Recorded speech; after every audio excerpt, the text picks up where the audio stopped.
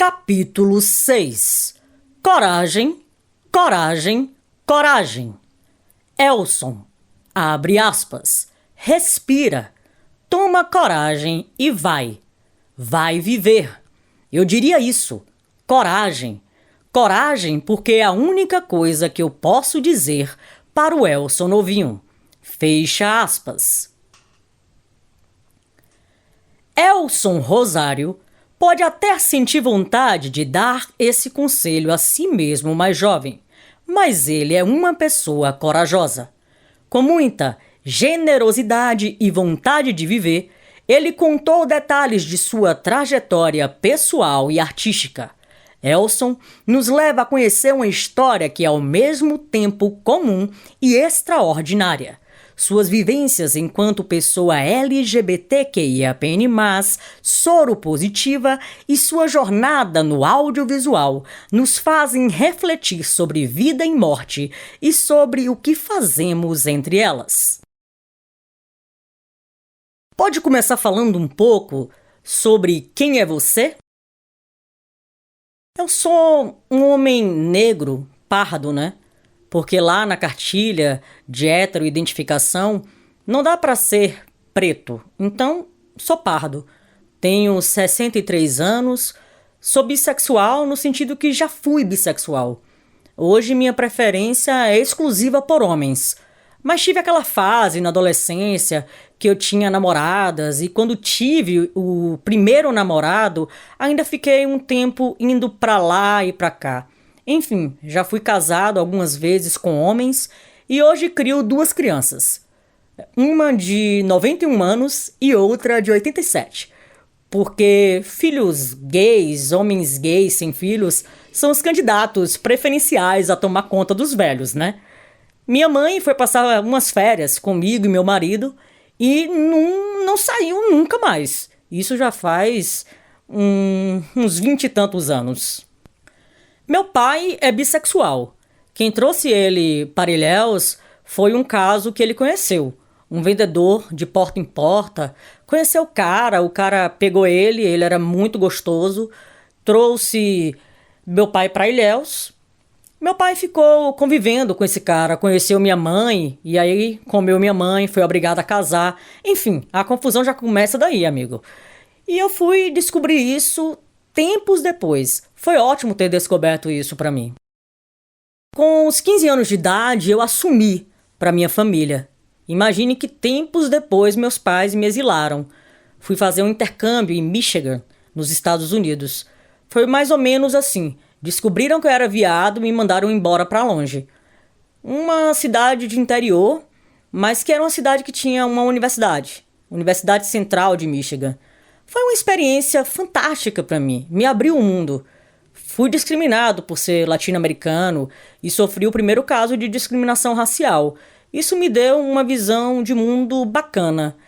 E aí, quando voltei, queria fazer direção teatral, mas fui fazer agronomia em Cruz das Almas. Ou seja, fui parar em um ambiente homofóbico, machista, misógino até o talo. E foi interessante que virei uma liderança lá.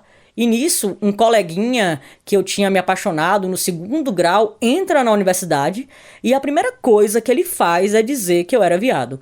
Rapaz, eu encarei de frente, porque se você nega, se você se esconde, é pior, meu irmão. Você fica a mercê. E o tanto de viado que tinha lá era um campus isolado, no interior, que a diversão era beber cerveja, fumar maconha, né? Enfim, tinha um cinema na cidade que livrava a cara da gente. Eu fiz miséria naquela escola, mas eu tinha que ser um excelente estudante, porque ainda era época de ditadura. Eu entrei em 1980 e passei em 12º lugar. Sempre fui um bom aluno. Viado é tudo inteligente. É uma coisa que... nem sempre. Tem umas bichas burra que Deus me livre.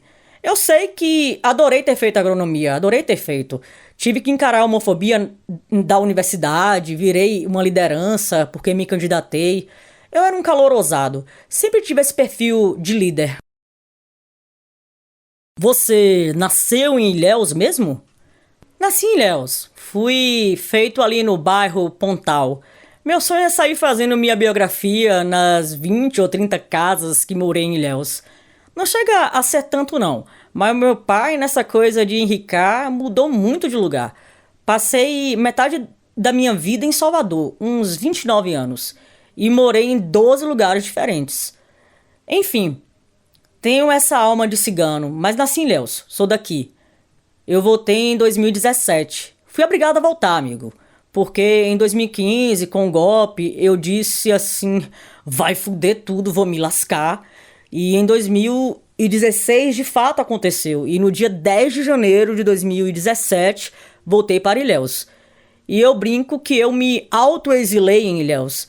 Mas tinha que vir, amigo, porque como é que eu ia viver em Salvador trabalhando com cultura sem cliente?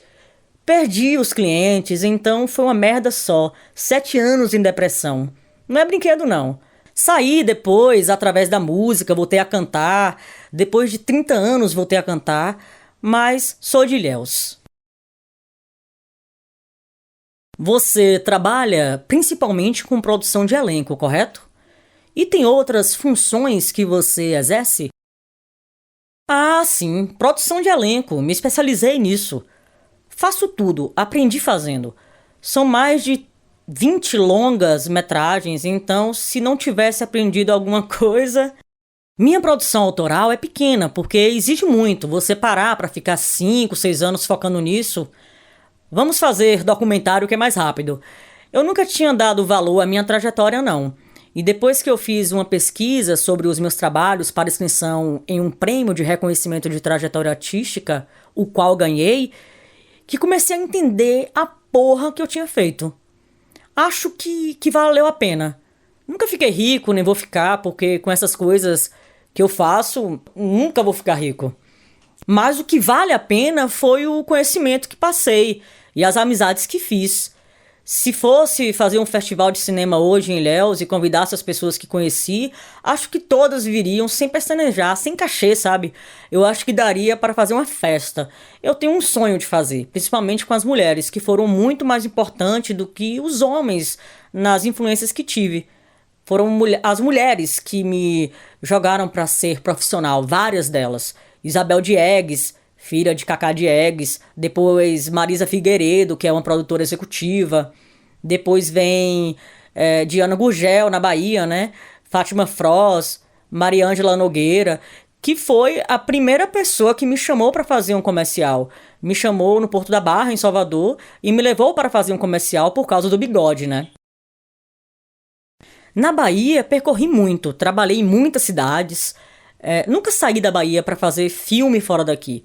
Já saí para fazer campanha política, mas filmes não. Nunca quis sair daqui. Sempre fui moço caseiro. Gosto de Ilhéus, não vou mais sair daqui. Vou trabalhar daqui. Tem um aeroporto ali na esquina. E agora eu quero contar essa história daqui. É muita história e eu quero contar as histórias daqui para as pessoas daqui mesmo. Se as histórias, por um acaso, caírem na internet, forem para fora, ótimo. Mas é para contar para a galera que mora aqui mesmo, sabe? Eu estou bem convicto disso agora.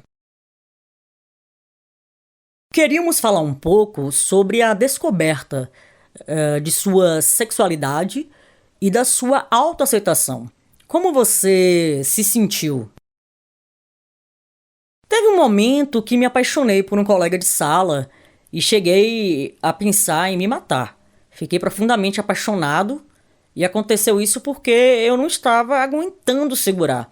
Me apaixonei pelo cara, me declarei para ele espalhou pela escola que eu era gay.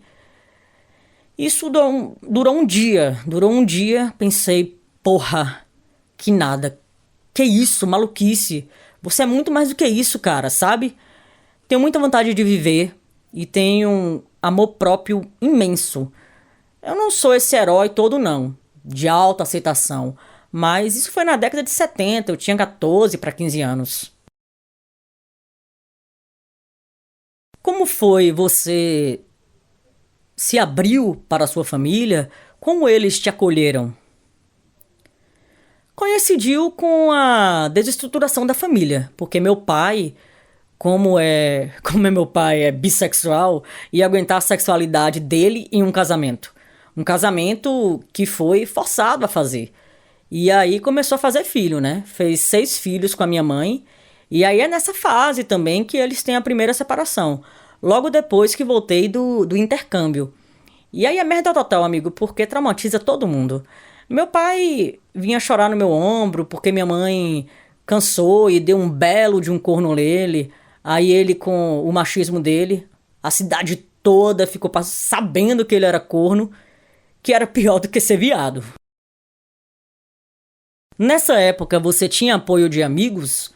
Sim, aí é que entra a minha coragem de me abrir para os meus amigos. Quando comecei a falar com algumas pessoas, a frequentar o ambiente gay da cidade, e foi aí que comecei a ver que, rapaz, a primeira vez que eu entrei numa boate gay e vi 2 homens se beijando, eu tomei um susto. E eu já era gay, já tinha feito tudo com homem, mas quando você vê assim, aberto em público, né? E aí eu comecei a frequentar um ambiente gay de Ilhéus, que é uma coisa muito maior do que eu imaginava. Muitos homens casados gays.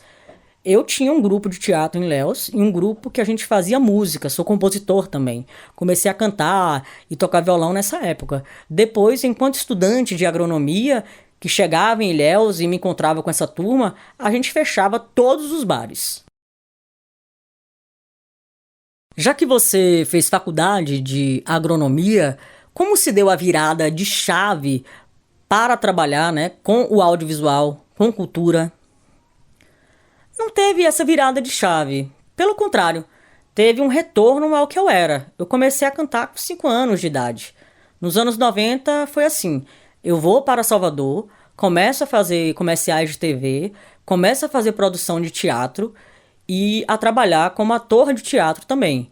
Aí uma amiga me convidou para fazer comerciais com ela na Videograve, que também é da pré-história da publicidade das produtoras de Salvador. E então um diretor de São Paulo, Noé, da Arca Filmes, me chama para trabalhar com ele. Nessa época eu me apaixono por Rossi, um ator de São Paulo, que veio fazer um espetáculo em Salvador e eu vou atrás da paixão. Só que o cara era virginiano, não queria ter caso com ninguém. E eu vou lá pra São Paulo. Fui pra São Paulo 2 ou 3 vezes atrás de namorados, cara. E aí chega lá, trabalhei 6 meses, foi quando me profissionalizo. E realmente chegar em São Paulo 6 meses valeu por um curso universitário inteiro. Aprendi a fazer na prática. Foi a primeira vez que fui em um set de gravação do filme A Dama do Cine Xangai. Rossi fazia os adereços do filme e eu fui lá com ele levar cigarros que Maite Proença fuma em cena, aquela cortina que aparece no filme. E foi a primeira vez que entrei no set de filmagem. A primeira vez que vi teatro eu tinha 6 anos, 7 anos de idade. Me apaixonei perdidamente por teatro, mas foi quando entrei no set de filmagem que eu disse assim, quero fazer isso. Foi nesse momento que o seu interesse por trabalhar no audiovisual surgiu de verdade na sua vida? Rapaz, eu tinha muita curiosidade, mas aí na hora que você vê a coisa acontecendo é que você enlouquece. Como ator, fiz muita figuração, contracenei com Regina Dourado, com Andréa Elia, as meninas que hoje que são grandes atrizes. Nessa época, vi Ivete Sangalo fazer teste para um comercial da Santana como dançarina, não era nem como cantora. Daniela também. Nesses anos que morei em Salvador, acompanhei também todo o surgimento do Axé Music. Morei na casa dos diretores do Araqueto. Então, mesmo nesse momento que tem a crise do cacau, que atingiu a região calcaeira do sul da Bahia, onde fica Ilhéus, não me afetou muita coisa não, porque eu vivia outra vida, em outro local. Meu pai já havia se desfeito das coisas, então o baque que ele tomou foi o mesmo que todo mundo. Inclusive, meu atual projeto de documentário chama-se O Cacau na Vida da Gente, que eu conto a influência do cacau na vida de determinadas pessoas. Então, nesse período, o problema é outro. Eu fico 1 ano em Salvador, sem ninguém me dar oportunidade, porque tinham medo da minha competência. Essa era a verdade. Não vou botar Elson aqui dentro, vai tomar o lugar da gente. Aquela coisa. Mas também fui abrigado por amigos fantásticos, como o Chiquinho Lima, que é um cara daqui de Ilhéus. Ele me deixou ficar morando com ele 1 ano lá, e ele bancando a maior parte das despesas, tanto que o primeiro cachê que consegui depois, eu dei todo pra ele. Nesse momento é que eu entro no audiovisual. Estava fazendo uma ópera quando fui chamado para fazer um filme. E lá vou eu de mala e cuia para fazer Tieta, do Agreste, de 1996, filme de Cacá Diegues. Primeira experiência no cinema. Em cinema mesmo, enquanto trabalhador do audiovisual, foi lá. Eu era assistente do assistente. Você aprendeu a fazer o seu ofício no set de Tieta. Exatamente. A Isabel Diegues, filha de Cacá Diegues, me deu o rádio e disse pra mim: olha, vai chamando as pessoas, os figurantes, porque aquela cena da chegada de Tieta na cidade, que foi a primeira a ser rodada, durou 1 semana. Tem o padre, 40 anjinhos, 40 crianças com asinhas para cantar para ela, e todas as personagens da cidade estão em cena para receber Tieta, esperando ela chegar. Aí chega ela com aquele carro conversível vermelho, corta o caminho e salta do carro. 1 semana para fazer aquilo. No primeiro dia já foi assim. Foi a partir daí que comecei a tratar figurante como quem trata a atriz principal. Porque uma máxima que eu tenho, que é um trabalho coletivo. Porque você vai tratar pior o cara que é figurante? Não pode. Eu aprendi fazendo. Era muita gente já na primeira cena, foram quase 100 pessoas de todos os tipos, e eu chamando para posicioná-las. Eu não sabia o que era a ordem do dia. Sabia nada, aprendi fazendo. Alguém estava te guiando nessa primeira experiência? Tinha Bel, de Eggs, que era assistente do pai, que era quem dizia as coisas, e eu ia pegando. Então me dei tão bem nisso aí que quando vieram rodar Guerra de Canudos, em 97, o filme de Sérgio Rezende, a Marisa Figueiredo, que também era coordenadora de produção de Tieta, me chamou para fazer. Minha pós-graduação em cinema foi fazer Guerra de Canudos, que aí foi outro patamar, amigo. Meu segundo longa, a maior produção da época, 6 milhões de reais. Nessas experiências, houve algum tipo de clique de é aqui que eu vou me encaixar? Ou você gosta de circular por diferentes áreas das artes e da cultura? Rapaz, eu faço até batizado de boneca, amigo. Eu gosto é de fazer coisas. Eu sou um organizador de coisas. E depois de pessoas, porque não dá para fazer coisas sem organizar as pessoas. Me sintetizo nisso, sou organizador, gosto de criar, de inventar coisas também, mas gosto de fazer mesmo, botar a mão na massa e fazer as coisas. O desfile Brasil 500 anos, então, foram 1.749 pessoas que eu botei em cena ali, com 2 equipes. Eu já tinha um know-how de como trabalhar com um grande número de pessoas, como organizar isso, que aprendi fazendo em Guerra de Canudos, que eram 400 figurantes por dia. O grosso era o que eu cuidava. Tinha 4 pessoas que me ajudavam, que eram agentes de saúde familiar, porque essas pessoas conhecem todo mundo. Se chegar numa região que a gente ia fazer a convocação de figuração do Sertão Brabo, você vê a miséria do Brasil na sua frente. Você chegava numa casa para fazer figuração de criança, os caras não tinham água para beber, meu irmão. Comida, muito menos. E teve cena de invasão de Canudos pelo Exército Brasileiro, que foram 2.500 figurantes. Aí me especializei nisso. E adoro fazer isso, adoro. E aí tem a coisa da produção do elenco, de você lidar com atores. Ator é um bicho muito frágil, você nem imagina.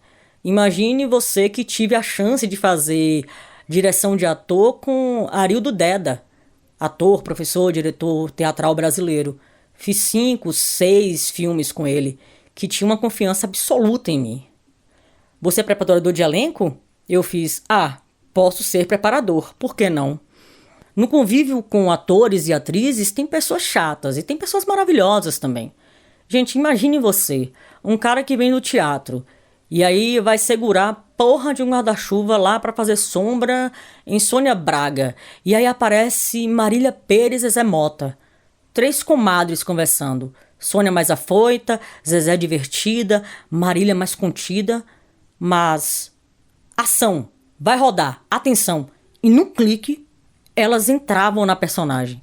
É mágica, isso é mágica. A pessoa sair do seu estado natural e entrar numa personagem assim, do nada. Três potências. Pra que vivência melhor do que essa, irmão? Depois que você perde muita coisa, você começa a relativizar inclusive a morte. Eu convivo com a morte desde 1990. Eu era um condenado pelo HIV, né? Essa perspectiva de fazer coisas sempre assim é uma forma mesmo de me manter vivo, a vontade de viver. Então, na hora que eu vejo, porra, velho, vi tanta coisa maravilhosa fazendo esses filmes. Você pode falar um pouco sobre como foi descobrir que é soro positivo no início dos anos 90? Na medida em que você se sentir confortável, claro. A essa altura do campeonato, falo bastante à vontade, até porque isso já ajudou muita gente a falar da minha experiência. O motivo da gente tocar no assunto é exatamente esse. Bora lá, é historinha, viu? Senta que lá vem história. Eu já morria de medo, como todo mundo. Então era uma época assim. Quando aparecem as notícias de AIDS, aí você já. Quem tem cu tem medo. Você já se veste todo.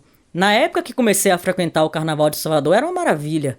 Era uma suruba a céu aberto. Saía para a rua com uma sunguinha, tênis e meia. Você botava identidade, dinheiro na meia e pronto. Foda-se o mundo. Eu andava em sauna de São Paulo, primeira vez que fui na sauna. Pensei, isso aqui é o paraíso, gente, é uma maravilha. E homens mais velhos, porque tem a ditadura da juventude, dos jovens. Eu nunca fui atraído por pessoas mais novas. Comecei a frequentar as termas que ficam em Ipanema, lá no Rio de Janeiro. E aí depois descubro o For Friends, ali na Alameda da Barra, em Salvador. E me contaminei aqui em Ilhéus. Um coroa que eu admirava muito, e anos depois eu descubro que ele contaminou de propósito algumas pessoas em Ilhéus. Um grande filho da puta. Enfim, então é só pra ilustrar como eram as coisas em Salvador e tudo. São Paulo, Rio de Janeiro. Me contaminei com esse cara que eu chamava de tio, sabe? E aí depois que descobri que ele morreu, pensei, ai caralho, me protegia tanto, gente. Ia nas surubas de sauna, tinha o maior cuidado de não me contaminar nem nada. E aí um belo dia estou no meu trabalho, levanto o braço, estou sentindo um carocinho debaixo do braço. A cena é essa. Ih, caralho, peguei essa porra. Depois os gânglios em 1990, e aí fiz porra, fudeu. Fiquei na minha, de boa, não apresentei mais sintoma nenhum durante 10 anos, acompanhando todo aquele terror das notícias sobre o HIV e fiz, caralho, daqui a pouco eu vou me fuder com isso. Fiquei vivendo esse terror durante 10 anos. Em 2000 eu estou em Salvador, comi uma carne estragada, meu irmão, aí a porra veio de vez. Tinha certeza do que era. E quando começaram a investigar, porque eu tinha uma diarreia que não passava, e não passava diarreia, eu tive uma febre. E as pessoas ficavam, o que tem? O que não tem? Eu tive uma febre tifoide, na verdade. O diagnóstico de febre tifoide. Ou seja, o sistema imunológico estava lá embaixo. E você, porra, tem uma febre tifoide em Salvador nos anos 2000. E aí quando a gente vai investigar, eu disse assim, quero fazer o HIV. Já sabendo que ia dar positivo, né? Nesse meio tempo, minha irmã Adriana vai e pega o resultado. Quando ela abre o resultado, ela não me diz nada e avisa a família toda. E no dia que eu vou receber o resultado oficialmente, no Hospital das Clínicas, ali em Salvador, Dr. Pugliese, que era a maior autoridade em doenças tropicais, nem levanta a cabeça da mesa, não olha na minha cara. Ele diz, meu filho, infelizmente... Ele não diz se eu era positivo ou negativo. Meu filho, infelizmente você vai entrar na lista de espera do AZT. Porque o AZT já existia, mas tinha uma fila de espera, que era muito caro aquela porra. Aí virei pra ele assim: doutor, não vou morrer disso não, né? Não vou morrer disso não, não vou morrer. E saí, dei as costas pra ele, fui, me piquei. Do lado de fora, quem estava lá? A família toda, os irmãos. Só meu pai que amarelou, afrouxou, não foi. E eu fiz: olha, está tudo bem. E começou o processo. Meu pai, em crise, confessou isso para o amigo dele. E tinha duas das bichas mais fofoqueiras da cidade presentes na conversa. E aí a história se espalhou em Ilhéus que eu era aidético. Minha tia mandou rezar a missa de sétimo dia, achando que eu já estava morto, gente. E aí começaram as violências, né? Tive que sair de Ilhéus. Fiz vestibular para propaganda e publicidade na Católica, em Salvador. O primeiro que abriu. Passei, aí voltei a fazer comerciais. Isso em 2000. Tive que começar a tomar medicação, mas deixa eu retroceder a fita. Através de uma amiga, conheci a doutora Célia, que fazia pesquisa de imunologia na Universidade Estadual do Rio de Janeiro. Comecei a ir de 6 em 6 meses para o Rio para participar dessa experiência. Que era o quê? Era o extrato de timor de carneiro que injetava em seu corpo para fortalecer seu sistema imunológico. Tenho uma cicatriz até hoje da primeira dose que tomei. O corpo reagiu, né? E aí criou uma ferida aqui. Enfim, eu ficava indo secretamente para o Rio de Janeiro de 6 em 6 meses. Sempre que tinha uma desculpa boa para estar no Rio, e claro, não parei de transar não, amigo. Com camisinha, mas continuei, não é? E não fiz mais sexo oral, parei de fazer sexo oral. Mas a pressão em Ilhéus foi tão grande que tive que sair daqui. Passei a não vir mais em Ilhéus. Meus amigos mais próximos, os viados mais próximos, amigos meus, os bem íntimos mesmo, ninguém disse nada. Eles esperaram tempo para eu falar com eles, me manifestar. Foram muito solidários, os mais próximos. Fiquei apontado na cidade e tudo. E tem gente que falava: você está vivo? Tem gente que acha que eu estou morto nesse tempo que passei em Salvador. Comecei a perder trabalho porque se espalhou em Salvador também no meio, né? Uma vez eu fui fazer campanha política e perguntaram: o senhor tem condições de fazer uma campanha? Porque eu soube que é aidético. Estava completamente saudável, mas não tinha essa compreensão não naquela época. Mas outra mulher importante para mim na área do marketing apostou em mim. E não fiz só uma campanha, fiz várias. Trabalhei com Fernando Barros, com Duda Mendonça, trabalhei com Geraldão, com João Santana, fora daqui, fora da Bahia, fazendo campanha no Rio Grande do Norte. No cinema, a mesma coisa. As pessoas não me chamavam para trabalhar porque eu era aidético. Trabalhei com todos os grandes diretores da coisa por projeção de algumas pessoas em amizade que eu já tinha antes, né? Antes disso. As pessoas priorizavam seus projetos, que todo mundo queria ser cineasta. Ninguém queria ser produtor de nada. A coisa da ideia, a ideia na cabeça e a câmera na mão era o que predominava. E eu vivi isso. Então eu sempre tive networking. Por ser expansivo, sempre conheci muita gente de tudo quanto é canto e sempre soube entrar e sair dos ambientes, todos os ambientes, da favela a governador, ao corpo diplomático da Bahia. E isso me fez ter uma visão muito clara de como as pessoas são no audiovisual baiano. Fui enfrentando as barras, eu tinha as crises porque rejeitei a doença um tempão e quebrei tratamento várias vezes. Tive 6 pneumonias por quebra de tratamento. E aí liga a luz vermelha, porque na idade que eu estou, você ter uma baixinha imunológica, peguei uma gripe e um vacilo desse vai embora, por causa de uma besteirinha. Então, se você controla, você faz o que quiser e nem transmite essa porra. Meus últimos casamentos, todos eu falava: sou soro positivo. E as reações eram várias. Teve gente que disse: não tem problema, a gente continua, porque a carga viral era zerada. Tem gente que se assustava e saía correndo. Teve um cara que, quando contei, saiu correndo, ele tropeçou, bateu a cabeça, quase que ele morre. o susto que o cara tomou, entendeu? E aí você começa a ficar assim, será que vale a pena abrir que você é soro positivo? Essa coisa de conviver com isso no ambiente de trabalho, no audiovisual, né? Mas fora ser soro positivo, só por ser viado já tinha algumas ocasiões de também dos caras se recusarem a trabalhar porque eu era viado. Você sentia que o ambiente de trabalho no audiovisual era hostil com você por ser LGBT, QIAPN+, e soro positivo? Rapaz, não dá pra dissociar uma coisa da outra, né? Violências físicas mesmo nunca sofri, mas colegas meus já sofreram. Parti pra defender, fiquei marcado por isso. Um colega no set ia ser agredido e fui defender porque via que era um ato de homofobia, né? Presenciei isso, de ouvir piadas, mas nada muito diferente do que se ouvia fora do ambiente audiovisual. De um tempo pra cá, nos últimos 5 filmes que eu faço, tem uma hora que para tudo. E aí a gente vai ter aulas sobre assédio moral no set. Já tem essa preocupação. Isso ajudou muito as mulheres, os homossexuais e até quem não é. A coisa mesmo da arrogância do povo do Rio, São Paulo, quando vem fazer um filme. Rapaz, tem umas pessoas insuportáveis. Deixei de trabalhar com certos grupos por isso. Vai se fuder, pô. Tive episódio de assédio moral em um filme grande. Falei, não fico mais um segundo aqui, sabe?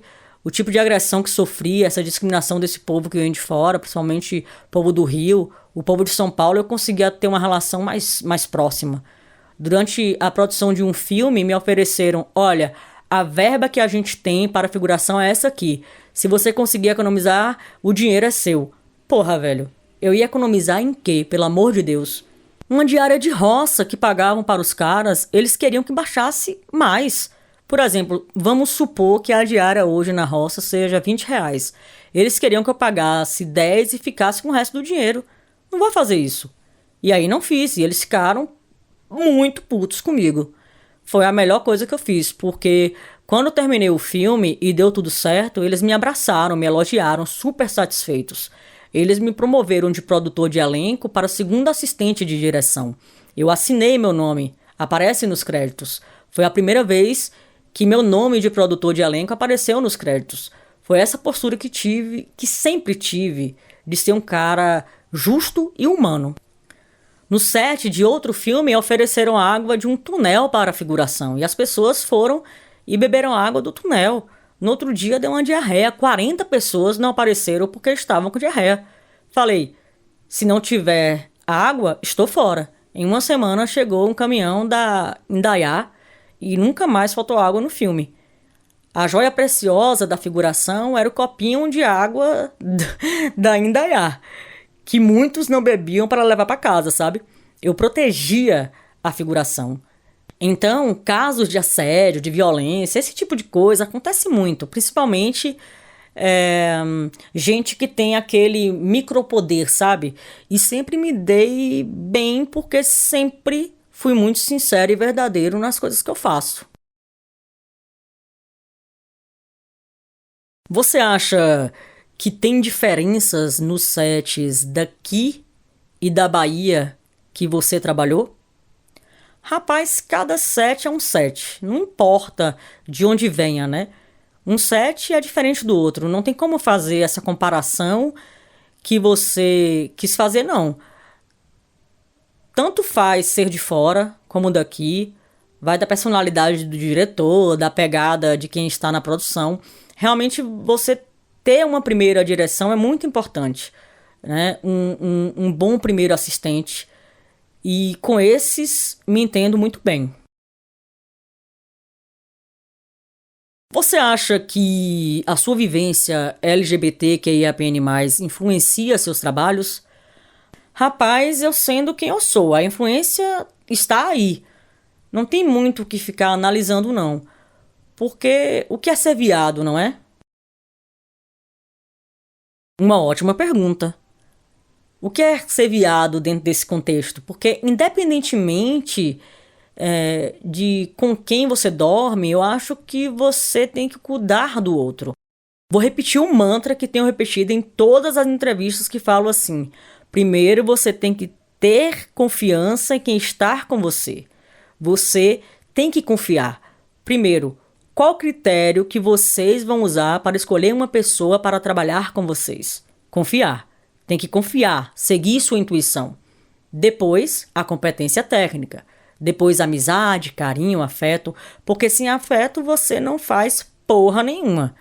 Se você não gostar, qual critério você usa para criar e trabalhar? Paixão. Eu me apaixono, vou e faço. Me apaixono pelo roteiro, pelo diretor do filme. Tem que ter paixão, qualquer paixão. Eu acho que ser LGBT e fazer cinema é uma coisa super bacana. Ajuda muito, talvez, a sensibilidade, a vivência na autodefesa das coisas, de proteger as pessoas, de poder proteger as pessoas com sua vivência, com sua experiência, de trocar conhecimento, de ser generoso. Esses dias, Lara Belov, cineasta, falou: Elson, a palavra que te define é generosidade. Você sempre foi um cara muito generoso. Você é generoso e vaidoso agora, né? Porque depois de uma dessa, o ego fica fofo. Você afoga seu ego. Você se sente realizado trabalhando no cinema baiano? Muito, muito, muito. Principalmente depois que eu fui estudar minha trajetória para inscrição no edital de premiação da Paulo Gustavo. Porque nunca tinha dado muita atenção. E aí fiquei na frente de caras que têm uma trajetória foda também. E me assustei. Começo a remexer no baú e aí tem uma grande surpresa, porque como sou documentarista, gosto da memória. Eu guardo a memória. E fui abrir minhas pastas aqui e tem muita coisa no cinema nacional e no cinema baiano que eu participei. Testemunha ocular da história. Você tem orgulho do trabalho que você tem feito no audiovisual desde que começou? Tenho, amigo. Depois então do prêmio, do reconhecimento, né? E quando você passou a ter orgulho de fato? Rapaz, depois que eu saí da depressão. Dessa depressão causada pela conjuntura política, sabe? E econômica. Eu acho que a maturidade me deu isso. Porra, velho, eu perdi 10 grandes amigos e parentes na pandemia. Meu melhor amigo de São Paulo, meu melhor amigo do Rio de Janeiro, eles morreram. Na minha família, uma porrada de gente. Até na vizinhança morreu de cima, morreu o vizinho dali. Uma tragédia total, sabe? E aí você pensa assim: puta que pariu, já fui condenado à morte pelo HIV e estou enterrando gente até hoje. De lá pra cá, já enterrei gente pra caralho e não morri. Mas você reflete sobre o sentido da vida. E aí, quando chega um prêmio que ajudou a sair de uma dívida imensa da minha empresa, uma coisa prática de você ser reconhecido pela trajetória. Hoje, não conheço mais todo mundo. E essa coisa de estar no interior, você fica invisível também. Tenho sempre que estar indo para Salvador e dizer: não, agora estou aqui. Mas estou muito orgulhoso, sim, muito orgulhoso. E essa percepção veio exatamente quando começo a pesquisar minha trajetória e que ainda falta muita coisa, porque como a premiação foi focada no audiovisual, está faltando muita coisa do teatro e da música também. Eu estive com Caetano Veloso, ele dentro do estúdio, compondo, ele me chama: Elson, vem ver o que eu estou fazendo, sabe? Gilberto Gil, esse documentário que fiz com ele sobre os filhos de Gandhi. Teve um momento que a gente ficou sozinho numa viagem, sentei do lado dele, e a gente começou a conversar sobre quem? Nosso ídolo em comum, Luiz Gonzaga. Eu contando para ele minhas experiências como cantor de forró, de ter estreado na vida como cantor de forró. Elson, para encerrar a entrevista, se você pudesse enviar uma mensagem para a criança que você um dia foi, o que você diria para ela? Respira, toma coragem e vai. Vai viver, eu diria isso, coragem. Coragem porque É a única coisa que eu posso dizer para o Elson novinho.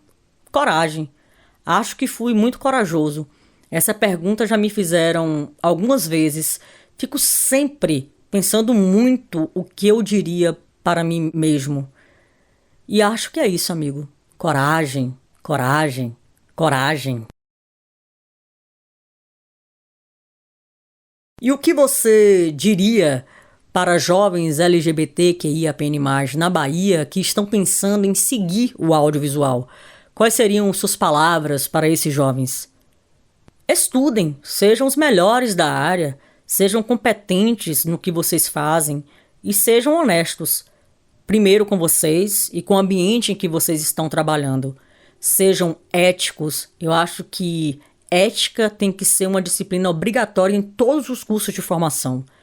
Porque vocês vão encontrar muita gente fila da puta, muita gente mau caráter. E se você se garantir com sua competência e com seu caráter, eu acho que a casca fica mais grossa para você se defender. Fim do capítulo 6. Fim do livro.